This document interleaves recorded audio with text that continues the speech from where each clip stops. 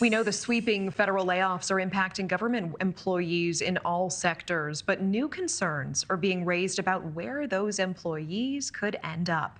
New reporting on U.S. intel shows foreign adversaries like Russia and China are specifically targeting those ex-employees, hoping to get valuable information about the U.S.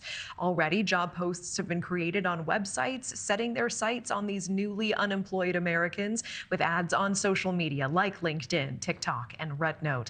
We are bringing in NewsNation national security contributor, former FBI special agent, and CIA officer Tracy Walder. Tracy, thanks for joining us on this.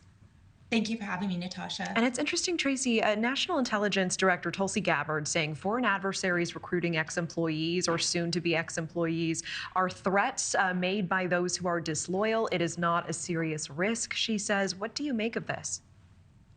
I respectfully disagree with that. Look, I do want to say, though, that the vast majority of these employees are not individuals who are going to engage in basically treason against the United States. I have plenty of friends who still work in the federal government, and they are very much patriots and would not engage in something like this. But we do the same to our foreign adversaries. We look for people who are disgruntled within the government and really have an axe to grind and want to do so in engaging in espionage against their country. And so this is not surprising, especially because of how public all of it is. It really is prime spy picking.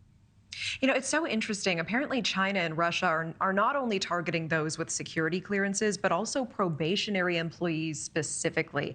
And we know a Pentagon memo says 5,000 probationary workers could be on the chopping block. What kind of information are these probationary workers privy to? Is that worrisome to you?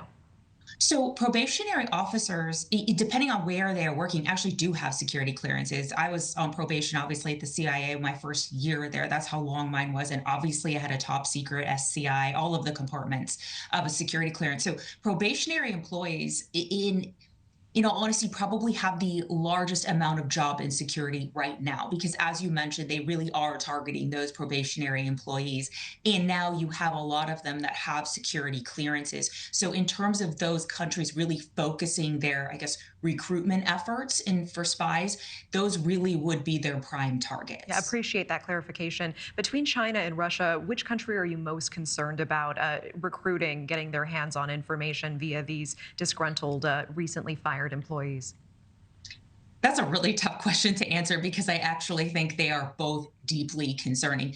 China, in my opinion, has greater hacking capabilities in terms of being able to access TikTok, RedNote, those kinds of things to look for individuals. But Russia is far better in terms of being placed with people at the upper echelons of our government who might be disgruntled. So they're both a very large threat, just in two different ways. Tracy Walder, always so much insight. Really appreciate the time, the analysis. Have a good evening.